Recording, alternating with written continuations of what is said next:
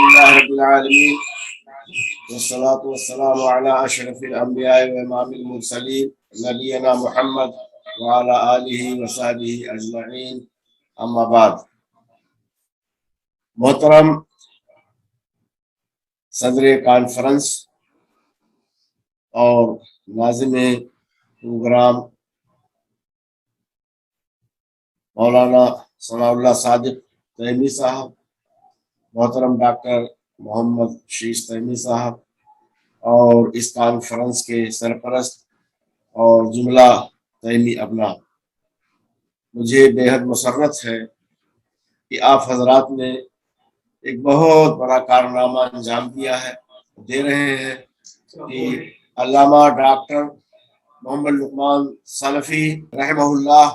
پر یہ کانفرنس منعقد کر کے ان کی زندگی کے مختلف گوشوں کو محفوظ کرنے اور ان کا تعارف کرانے کی کوشش کر رہے ہیں۔ یقیناً آپ لوگ مبارکباد کے مستحق ہیں۔ علامہ ڈاکٹر محمد لقمان سلفی رحمہ اللہ فکر و نظر، جہد و کردار اور متانت و شرافت و وقار کے میدان میں علماء کے درمیان ایک کوہ نور ہیرا کی حیثیت رکھتے تھے۔ رب العالمین نے خزانے غیب سے انہیں بڑی خوبیوں اور صلاحیتوں اور کمالات سے نوازا تھا۔ ان کی عظیم شخصیت کے بہت سارے درخشاں پہلو اور کردار کے تابندہ نقوش ہیں جنہیں تفصیل سے بیان کرنا مشکل ہے، البتہ ایک اجمالی تاثر پیش خدمت ہے۔ سب سے پہلے جب ہم ان کی ذات اور کردار کو دیکھتے ہیں تو تعجب ہوتا ہے کہ اتنی ساری خوبیاں اور اتنے سارے کمالات و اوصاف کے جامع وہ کیسے بن گئے ہیں، اور کیسے یہ ساری خوبیاں پیدا ہوئی کہ وہ روشنی کے مینار نظر آ رہے ہیں۔ لیکن ساتھ ہی ساتھ جب ان کے اساتذہ کرام کی فہرست پر نظر ڈالتے ہیں تو یہ تعجب اور استعجاب فوراً ہی دور ہو جاتا ہے، اور جب ان کے اساتذہ پر نگاہ ڈالتے ہیں تو فوراً مطلبی کا یہ شعر یاد آ جاتا ہے کہ مزت الدہور وما اتینا بمثلہ ولقد اتی فعجزنا عن نظرائہ، کہ ان کے اساتذہ میں سماحت الشیخ علامہ عبدالعزیز بن باز رحمہ اللہ تھے۔ ان کے تعارف کی ضرورت نہیں، زمانہ ان کی عظمتوں کا معترف ہے۔ وہ فقہ اور عقیدہ کے امام تھے۔ اسی طرح سے ان کے ایک دوسرے استاد علامہ محمد ناصر الدین البانی رحمہ اللہ تھے، جو فن حدیث میں اور سند اور رجال میں اتھارٹی کی حیثیت رکھتے تھے، اور صرف اتھارٹی کی حیثیت نہیں رکھتے تھے بلکہ میں یہ کہوں گا کہ وہ صف اول کے محدثین میں شامل ہو چکے تھے۔ ان کی تصحیح، ان کی تضعیف اور احادیث روایات پر ان کا لگائے ہوئے احکام وہ سند کا درجہ رکھتے ہیں، جنہوں کو اس سے اطمینان اور سکون ہو جاتا ہے۔ اسی طرح سے علامہ ڈاکٹر تقی الدین ہلالی مراکشی رحمہ اللہ، وہ تمام علوم و فنون کے استاذ تھے، لیکن سب سے بڑھ کر کے میری نظر میں ان کی جو امتیازی شان تھی وہ یہ تھی کہ عربی ادب میں وہ بہت ہی فصیح تھے، اور ان کے معاصر اور ان کے اقران علماء کی تحریروں کو جہاں تک میں نے دیکھا اور پڑھا ہے، ان سے زیادہ فصیح عربی لکھنے والا میں نے کسی کو نہیں پایا۔ اسی طرح سے ان کے اور اساتذہ کرام کے اندر شیخ محمد امین شنقیطی ہیں، جو علوم قرآن کے ماہر تھے اور فہم سلف کے مطابق قرآن کریم کی انہوں نے تفسیر کی۔ اسی طرح سے شیخ عبد المحسن العباد، جو محدث مدینہ تھے، فن حدیث میں بڑا گہرا درک ان کو تھا، اور وہ فکر منہج سلف اور منہج محدثین کے بہت بڑے دائی اور مناد تھے۔ تو جب ہم ان اساتذہ کو دیکھتے ہیں تو یہ دیکھتے ہیں کہ ان کے سارے اوصاف اور کمالات کا کچھ نہ کچھ حصہ ہمارے علامہ ڈاکٹر محمد لقمان سلفی رحمہ اللہ کے اندر آ گیا تھا۔ اسی لیے انہوں نے بڑھ چڑھ کر کے کام کیا، اور ان کے کارناموں میں، ان کی شخصیت میں ان سارے علماء کرام کی جو ہے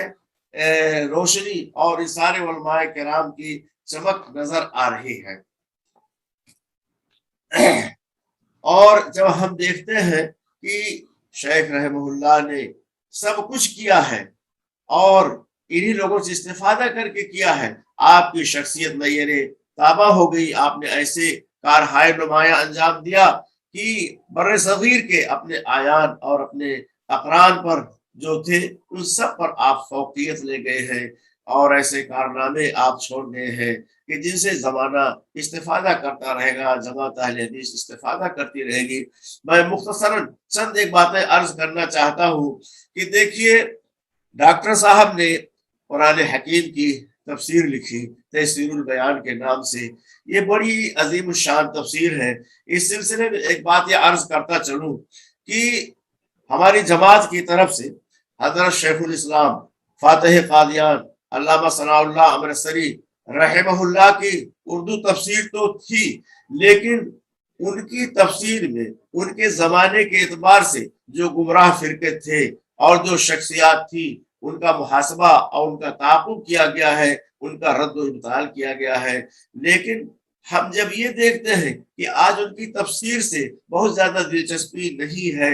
और न उन शख्सियात और उनके अफकार से वाकिफ लोग ही रह गए हैं, इसी वजह से लोग उनकी तफसीर की तरफ कोई खास ध्यान नहीं देते हैं। तो चंद एक तफसीरें जो आई जिसमें से हमारे डॉक्टर अल्लामा मोहम्मद लुकमान सल्फी रहमहुल्लाह और इसी तरह से हाफिज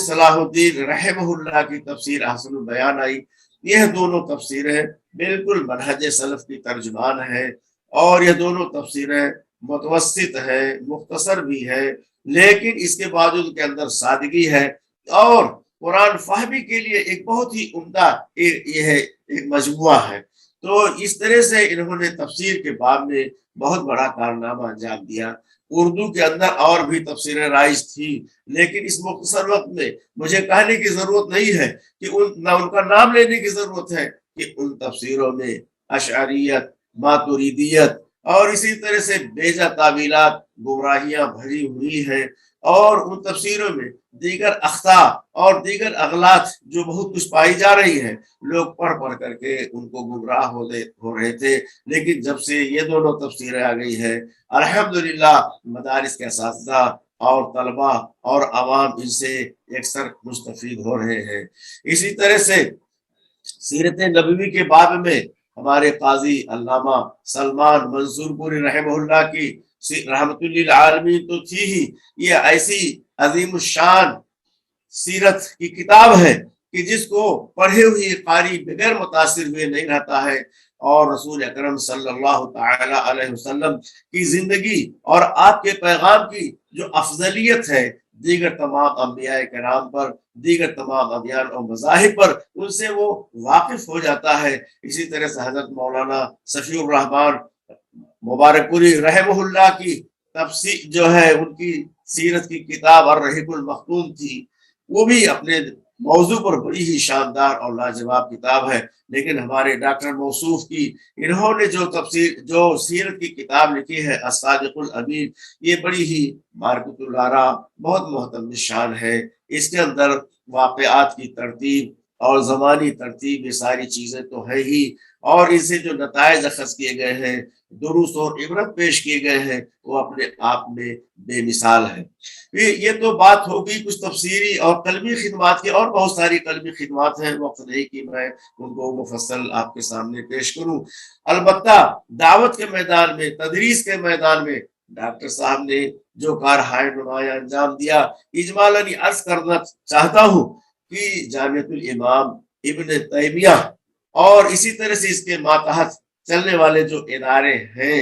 इनका इतना बड़ा अजीम शान कारनामा है कि इस वक्त हमारे मुल्क में जो चंद एक बड़े मदारिस हैं और जिनके फारगीन का नाम है, जो सहाफत के मैदान में, दर्स व तदरीस के मैदान में और बहस व तहकीक के मैदान में नुमाया है, उनमें तैमी इखवान का भी नाम से फहरिस्त आता है कि इस वक्त तैमी अमला और तैमी इखवान भी सहाफत के मैदान में, अदब के मैदान में, दर्स व तदरीस के मैदान में अपना एक आला मकाम बनाए हुए हैं। इसी तरह से हमारे ڈاکٹر صاحب رحمہ نے مرکز الامام ابن باز قائم کر کے نہ صرف یہ کہ تحقیقی کتابوں کو شائع کیا اور نہ صرف یہ کہ تراجم کو شائع کیا، بلکہ مجلہ طوبہ شائع کر کے اور اس کا اجرا کر کے وقت اور زمانے کی بہت بڑی ضرورت انہوں نے پیش کیا ہے، اس لیے کہ صحافت کی ضرورت کتنی شدت سے محسوس کی جا رہی ہے، اور اسلام پر جو حملے ہو رہے ہیں اور بڑی ہی باریکیوں کے ساتھ اسلام پر اعتراضات کیے جا رہے ہیں، لوگوں کو اسلام سے بدگمان کیا جا رہا ہے، تو اس پرچے کے اندر ان کا محاسبہ بھی ہوتا ہے، جواب بھی ہوتا ہے، اور ان کا رد و ابطال بھی ہوتا ہے، اور اسلام اور رسول اکرم صلی اللہ علیہ وسلم کی صحیح ترجمانی ہوتی ہے۔ تو میرے بھائیوں دوستوں، میں پھر ڈاکٹر صاحب کی خدمات کو خراج عقیدت پیش کرتا ہوں، اور میں تیمی اخوان کو ان کا شکریہ بھی ادا کرتا ہوں، مبارکباد بھی پیش کرتا ہوں۔ اللہ سبحانہ وتعالیٰ اس ادارے کو قائم رکھے اور تیمی اخوان کو جزائے خیر دے، ڈاکٹر صاحب کے لگائے ہوئے اس منشن علمی کو اللہ رب العالمین شاداب رکھے، اور اس سے تاکہ کتاب و سنت کی نشر و اشاعت ہوتی رہے۔ والسلام علیکم ورحمۃ اللہ وبرکاتہ۔